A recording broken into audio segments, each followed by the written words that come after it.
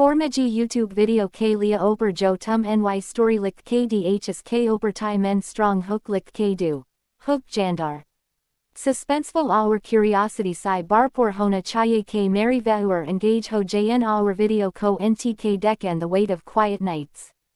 The night felt heavier than usual. Shadows stretched across the empty streets. A soft wind whispered through the trees, carrying a chill that crawled under my skin. The lamp outside flickered, throwing brief glimpses of movement that vanished when I looked directly.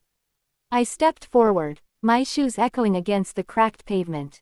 The silence pressed against my ears, almost as if it were alive. I could hear my own heartbeat, loud and uneven. A distant dog barked, sharp and sudden, then the sound faded into nothing. The air smelled damp, like rain that never came. Every creak of the old wooden door behind me made my chest tighten. A faint scent of something burning reached my nose, though the streetlights showed no fire. I froze. There it was, a shadow taller than any human should be, stretching across the wall in a way that defied the light.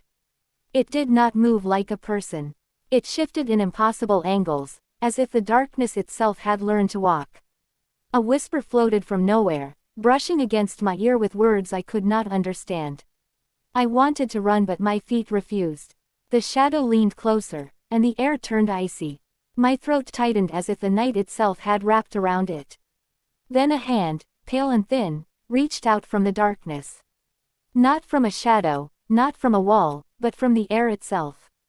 It hovered just above my shoulder. The world felt suspended, every sound muted except the thump of my own pulse. I closed my eyes for a moment, hoping it was a trick of the mind. When I opened them, the hand was gone. The silence returned, but it carried a weight heavier than before. Something had been there, and it was not leaving. The street felt emptier now, as if the world had been carved out of existence. Each step I took echoed unnaturally loud, bouncing off buildings that should have absorbed sound. A cool mist began to crawl along the ground, curling around my ankles, cold and wet. I could feel it slipping under my clothes, brushing my skin with fingers I could not see. The lamplight flickered again, and for a heartbeat, I thought I saw eyes staring back at me from the shadow of the nearest tree. I blinked, and they vanished, leaving only darkness. The air was thick, almost sticky, pressing against my lungs as I tried to breathe normally. I realized that I was holding my breath without thinking, afraid that sound itself would awaken something. Every window I passed reflected only darkness, except one. A small room, upstairs in an abandoned building, glowed faintly with a warm light. It should not have been possible. The building had been empty for years. I hesitated, every instinct screaming at me to leave. Then a sound, a soft, almost imperceptible tapping, came from inside. It was rhythmic, patient, deliberate. Step by step, I moved toward the door, my hands trembling, the mist curling higher around me. The door creaked as I pushed it open, revealing a single room. The light came from a candle on a small table.